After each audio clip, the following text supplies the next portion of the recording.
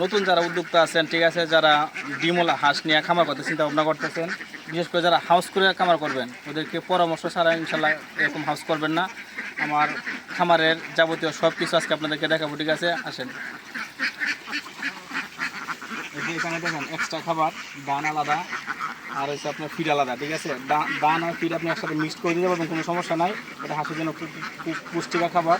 আর ফিডের মধ্যে ব্যবধান আছে, অনেক ফিড আছে আপনাদের আছে আপনার ডিমের ফিড, আবার অনেক ফিড আছে আপনার খাদ্যর যে মানে আপনার গুস্ত বাড়ে যেটা, ওটার ফিড, ঠিক আছে। আমি পুরোটা আপনাদেরকে তদারকি করে দেখাবো, ঠিক আছে, সামনে আসেন।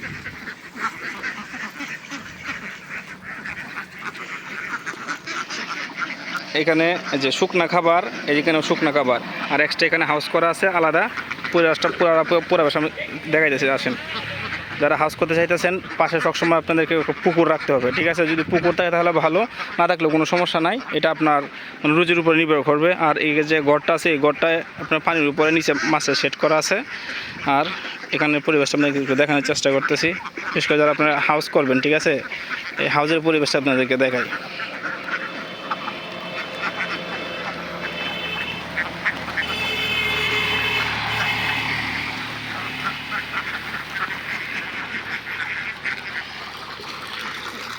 এই যে এটা হচ্ছে হাউসের সিস্টেম। এখান থেকে সবসময় মোটরে ঠান্ডা পানি হাউসের ভিতরে থাকে। থাকার পরে যে এখান থেকে হচ্ছে এক্সট্রা লাইন, ঠিক আছে। এই যে পাইপ দিয়ে সাদা পাইপ দিয়ে গেছেন, এক্সট্রা লাইন। ওইখান থেকে সরাসরি ময়লা পানিটা, সারাদিনের পানি যেটা জমে ময়লা পানিটা, ওটা আপনার পুকুরে চলে যায়, ঠিক আছে। আর একটু সামনে ঘরটা আপনাদেরকে দেখাই, যে আপনি এক্সট্রা এরকম বোলের মধ্যে পানি রাখতে পারবেন, হাঁসের জন্য কোনো সমস্যা নাই। যদি মানে মনে হয় যে পরিষ্কার আলাদা পানি দিব, এটা খাওয়ার পরে পরিষ্কার পানি খাবে হাঁসে, কোনো সমস্যা নেই। আর ওইখানে পরিবেশটা হচ্ছে আপনার, এটা হচ্ছে ডিমের শেড ঘর, ঠিক আছে। যে ডিমের শেড ঘর, এটা আপনার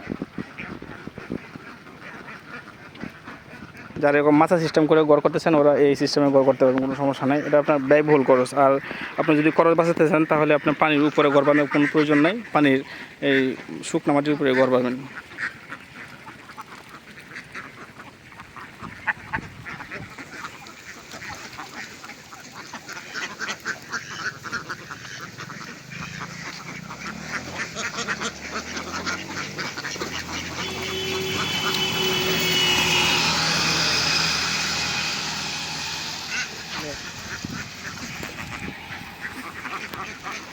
আর পরামর্শ কথা বলতে গেলে আসলে সব বিস্তারিত ভিডিওর মধ্যে সব কিছু সবসময় বলা যায় না।